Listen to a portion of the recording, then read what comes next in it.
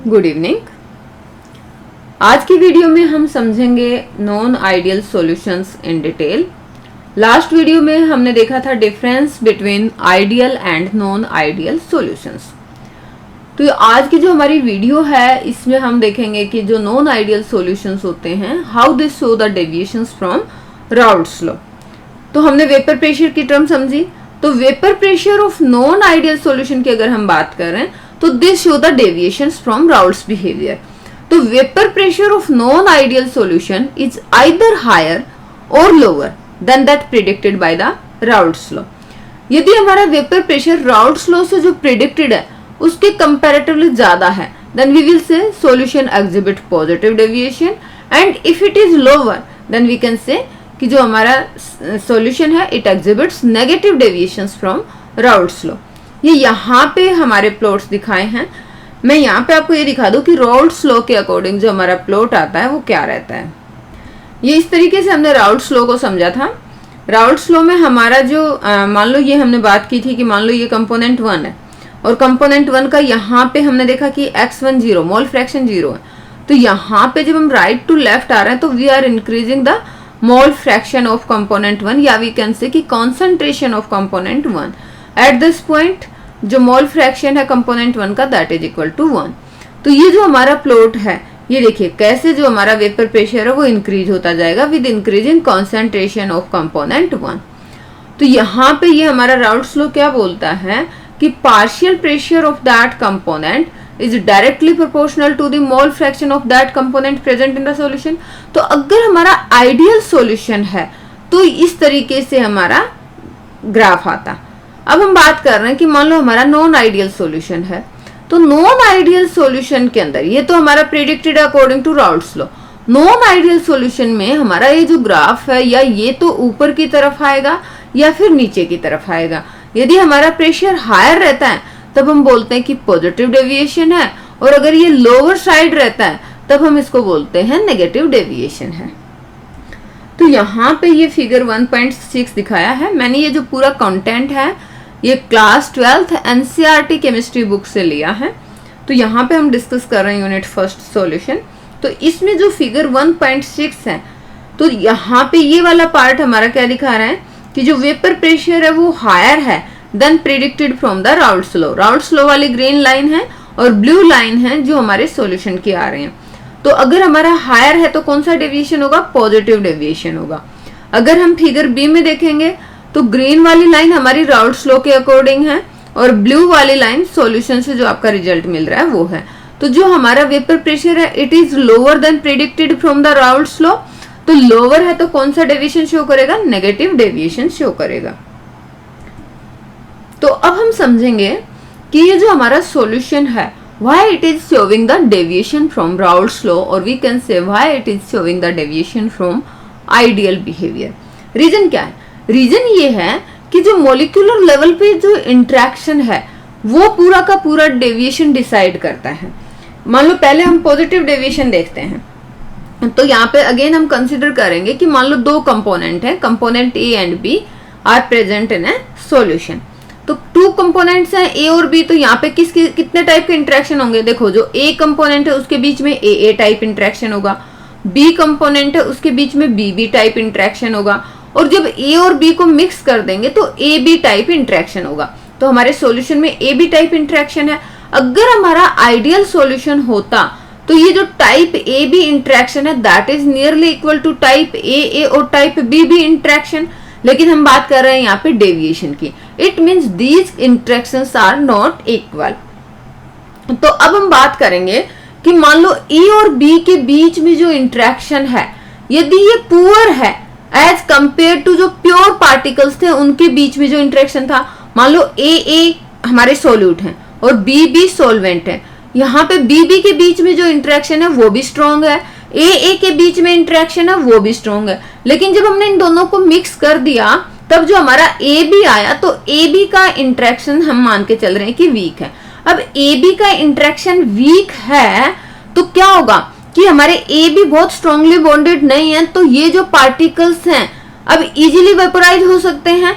Then compare to pure state the molecules of A और B present in the solution can move easily in vaporise state, और vaporise state में चले जाएंगे तो vaporise state में जितने ज्यादा पार्टिकल्स होंगे उतना ही वेपर प्रेशर हाई होगा, और वेपर प्रेशर हाई होगा तो कौन सा डेविएशन होगा, पॉजिटिव डेविएशन होगा। इसमें हम एग्जांपल देख लेते हैं। ये मान लो कार्बन डाइसल्फाइड है, कार्बन डाइसल्फाइड है तो इसमें मॉलिक्यूल मॉलिक्यूल के बीच में किस टाइप का इंटरेक्शन होगा, यहाँ पे ये देखिए जो सल्फर की इलेक्ट्रोनेगेटिविटी है it is more than carbon, तो यहाँ पे आयनिक टाइप का इंटरेक्शन होगा, डाइपोल डाइपोल इंटरेक्शन होगा जिसको हम डाइपोलर इंटरेक्शन बोलते हैं। अच्छा, सिमिलरली जैसे हमने एसीटोन में देखा, तो एसीटोन में भी ये जो है हमारा कार्बोनिल ग्रुप जो प्रेजेंट है, तो इस कार्बोनिल ग्रुप में oxygen is more electronegative than carbon, तो यहाँ पे किस टाइप का इंटरेक्शन हो गया, डाइपोलर डाइपोलर इंटरेक्शन। तो ये बोल रहा है कि ये जो हमारा मान लो एसीटोन है या कार्बन डाइसल्फाइड है, यहाँ पे जो डाइपोलर इंटरेक्शन है मॉलिक्यूल्स के बीच में, अगर हम प्योर ए मान लो, हमने एसीटोन को ए मान लिया और कार्बन डाइसल्फाइड को बी मान लिया, अगर हम प्योर ए और प्योर बी की बात करें तो interaction is comparatively stronger when we mix these together, यानी कि जब हम ये देखिए यहाँ पे ये हमारा एसीटोन है और ये कार्बन डाइसल्फाइड है, अब हमने इन दोनों को मिक्स कर दिया तो अब जो इनके बीच में डाइपोलर इंटरेक्शन होगा वो एक पुअर क्वालिटी का होगा, वीकर इंटरेक्शन होगा। और अगर यहाँ पे मॉलिक्यूल मॉलिक्यूल के बीच में इंटरेक्शन वीक होगा तो दे मूव इजीली, तो यहाँ पे क्या होगा, इनके बीच में इंटरेक्शन पुअर है तो ये एक दूसरे से इजीली फ्री हो सकते हैं, और फ्री होंगे तो क्या होंगे, they will move in vaporise state easily, और वेपर प्रेशर वेपोराइज स्टेट में पार्टिकल्स ज्यादा होंगे तो vapour pressure will be high, और वेपर प्रेशर हाई होगा तो पॉजिटिव डेविएशन। यहाँ पे हम पॉजिटिव डेविएशन का एक और एग्जांपल लेते हैं, mixture of ethanol and acetone. तो इथेनॉल में क्या होता है, ये देखिए ये हमारा एक इथेनॉल मॉलिक्यूल है, ये दूसरा इथेनॉल मॉलिक्यूल है, तो इथेनॉल के बीच में हाइड्रोजन बॉन्ड रहता है, और अगर हमने इनके बीच में एसीटोन ऐड कर दिया तो ये हाइड्रोजन बॉन्ड ब्रेक हो जाएगा। तो एसीटोन मॉलिक्यूल को ऐड करने पर क्या होगा कि some of the hydrogen bond break between the ethanol molecules, तो इंटरेक्शन अब क्या हो जाएगा, पुअर हो जाएगा, और इंटरेक्शन अगर पुअर होगा तो मॉलिक्यूल्स जो है इजीली वेपोराइज हो सकते हैं, और मॉलिक्यूल्स इजीली वेपोराइज होंगे तो वेपर प्रेशर हाई होगा, और हमारा डेविएशन किस टाइप का होगा, पॉजिटिव डेविएशन होगा। नेक्स्ट हम देख लेते हैं negative deviation from Raoult's law. तो इसमें क्या होगा कि मान लो जब हमने ए और बी को मिक्स किया, तब जो ए बी टाइप इंटरेक्शन है, यदि ये हमारा A B type interaction stronger है then interaction between A and B, मान लो यहाँ से हमने एक तो ये फिनोल ले लिया है और एक एनिलीन ले लिया है, तो जो फिनोल था तब भी हमारा हाइड्रोजन बॉन्ड बनता है, और जब हमने फिनोल को एनिलीन के साथ लेके आए तो ये जो हमारा हाइड्रोजन बॉन्ड बनेगा between the lone pair of nitrogen atom और ये जो हमारा फिनोलिक प्रोटॉन होगा, तो ये जो हाइड्रोजन बॉन्ड है ये इनके कंपैरेटिवली मॉलिक्यूल जो एक जैसे मॉलिक्यूल थे उनके कंपैरेटिवली ज्यादा स्ट्रॉन्ग होगा। अब ज्यादा स्ट्रॉन्ग होगा तो मॉलिक्यूल्स एक दूसरे से स्ट्रॉन्गली बॉन्डेड होंगे तो इजीली फ्री नहीं होंगे, और इजीली फ्री नहीं होंगे तो वेपोराइज स्टेट में इजीली नहीं जा पाएंगे, और वेपोराइज स्टेट में कम नंबर ऑफ पार्टिकल रहेंगे, lesser the number of particles in vaporise state, then lower will be the vapour pressure, और वेपर प्रेशर अगर हमारा कम होगा तो कौन सा डेविएशन आता है, negative deviation, then solution will show negative deviation.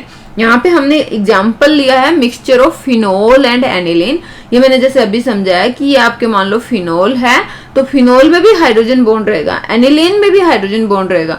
Hydrogen bond कहाँ कहाँ बनता है, phone, fluorine, oxygen, nitrogen, 3 atom हैं जो हाइड्रोजन के साथ क्या बना सकते हैं, बॉन्ड बना सकते हैं, तो इनको हम बोलते हैं हाइड्रोजन बॉन्ड। तो यहाँ पे हमने एग्जाम्पल लिया है फिनोल और एनिलीन का।